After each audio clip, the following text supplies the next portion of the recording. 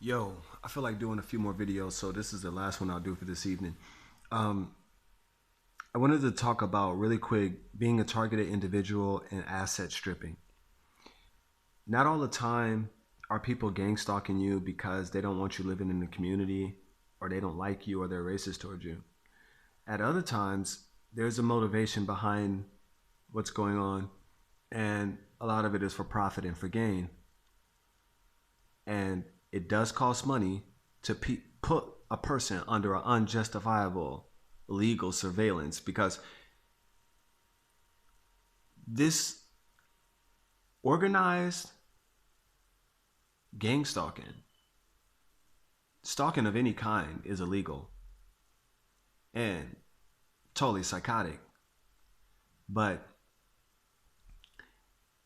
there's other aspects of the program that just look like a patch of bad faith or bad hope or bad or just a um, how can I say this? Just a spurt of bad luck, or just like a unfortunate coincidence, something like that. But that's not the case. In gang stalking, you also have asset stripping. So this comes in many forms to attack your finances and to make you as broke as possible. From the top, I would say the way that they can actually strip you of your assets is one form of it is by having you move around a lot. It costs money to move. It costs money to even put someone under surveillance 24 hours a day, but it costs money to move. It costs money to actually, hire people to come get a van and move your stuff. You're not going to carry all that stuff to one place unless you're moving next door from the place you're already living at. So that's going to run you a lot of money to move, actually, and to factor in if the apartment might need renovating. You might need to paint it. You might have to put a cost into it. And then all of a sudden, the same thing could possibly start again in your community. But the focus now becomes exacerbating your finances. So that's one form of asset stripping, is by making a target move around to different locations where it was just simply start back up again. Another form of asset stripping,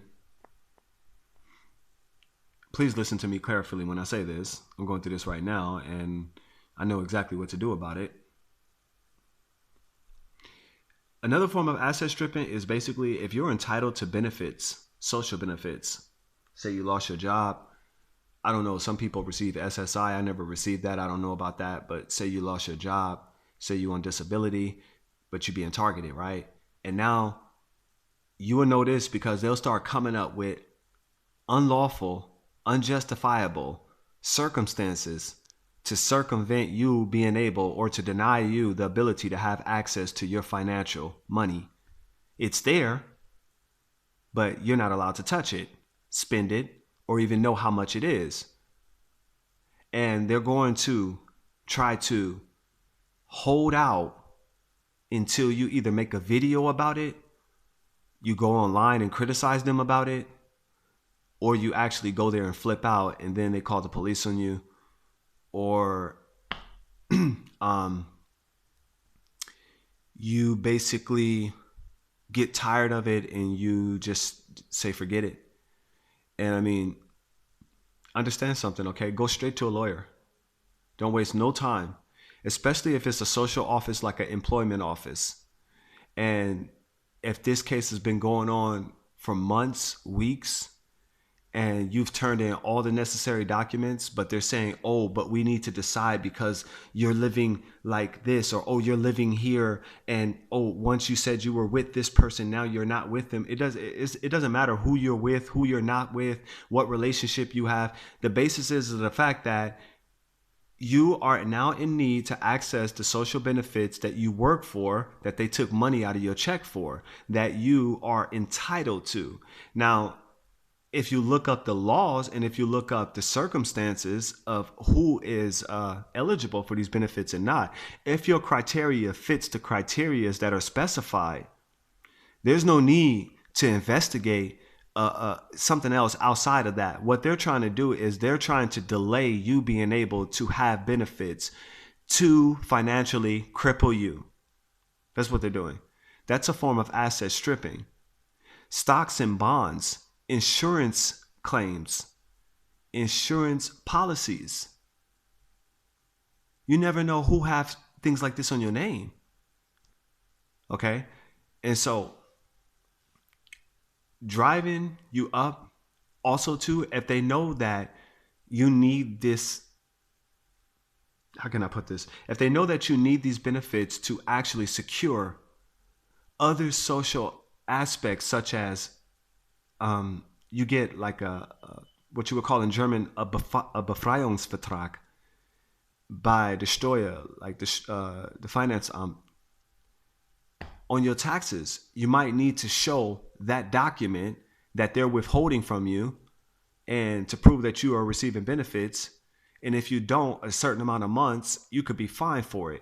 So that goes along with everything from your insurance. Now, remember, this is social. We're talking socially. So socially, they're basically holding your assets hostage while at the same time experimenting with how they can psychologically get you upset or make you react to something and do something that you shouldn't be doing. That's another form of asset stripping, because you can make it seem like that person's crazy. You can make it seem like that person has mental issues, when all the while that person doesn't have a mental issue. They're just simply complaining about the fact that they're not receiving the service that actually the law states that they should receive. And that's nothing wrong with that. That's not a mental illness. That's nothing. That's, you know what I mean? They're going to try to create these special circumstances to basically stop you from accessing your money. Another form of asset stripping would be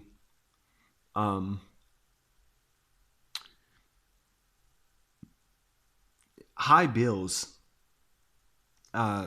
things that were not specified in, such as like, you know, like your electricity bill, your water bill, I don't know, things that you pay annually, like yearly, you know, being overcharged for stuff and having a very poor job being done, damage to any of your belongings, having to replace clothes that might have been damaged by perps. I don't know. Not everybody gets that. Some people do. People complain about their items being destroyed, items being stolen. Yeah, you know, asset stripping can also come in the form of your parents taking bonds out on you as a child, and it could have been a good $4,000 to $5,000 on that bond once you reach 18. If your parents come to you, your mother or your father, and ask you to sign a paper, but they will not allow you to read what the paper is you're signing, more than likely your parent is a perp. Okay? And you need to read that document. You never sign nothing without reading it. This was done to me by my father. I signed a bond, and it was about, I don't know, $4,000, $6,000. It was, for me, it was a bond when I was a child. When I was to turn 18, I was to receive that money. Instead, my father made me sign it, went and got the money himself, and didn't give me shit. What he gave me? A fucked up life, and then threw me out. So I know that my father is with the program. I mean, there's no way that he can't be. I'm not going to go into that, but I still love my father. But damn, I mean, wow. Anyway, the asset stripping can also go as far as banks. Now, the way it works with a lot of banks is there can be things manipulated by your bank that can be on your name. You have absolutely no idea about these things that are happening. Identity theft and such, and things like this, and people being able to access your account, and You would be surprised if you was to do like a research on how many institutions, credit companies, even credit companies, man. Okay, I'm gonna get into that in 1 second. Let me just tell you what I know. But all these institutions kind of like tethered together. Okay, and what I believe is that the exception for people going default on their loans and not paying their bills, and I said this a long time ago, is they put you in the program. And then they're going to experiment and test some non-lethal weapons out on you. Well, I mean, I'm not saying that this is the case with every single person, but we know that there's cases and studies of people being illegally and consensually experimented on, okay, without their knowledge most of the time. And how can that lead to asset stripping? Well, there's a bunch of people making money off you, but you're not making a dime off of nothing. Credit institutions are always in contact with your bank. And a lot of these credit institutions have other entities that extort large amount of money through bills from people. I don't know how you guys are, but in the EU, like in Europe, over here in Germany, you have what you call not GEMA, but I'm talking about ZDF. And basically, this radio TV company orders you to actually pay them 25 euros a month just for renting out an apartment. Now, say you don't have a TV, and say you were unemployed the whole entire time that you lived in that apartment. Even though you sent them a Befreiungsvertrag that you were with the job center, and you didn't have no TV, no internet, no radio, they're still going to send you a bill for thousands of euros. And if you don't pay it, they're going to throw you in jail. Not only that, they're going to put it on your credit, even though you never watched TV, you never had a radio. That's extortion. That's a crime. Okay? That's what you would call in German a Betrug.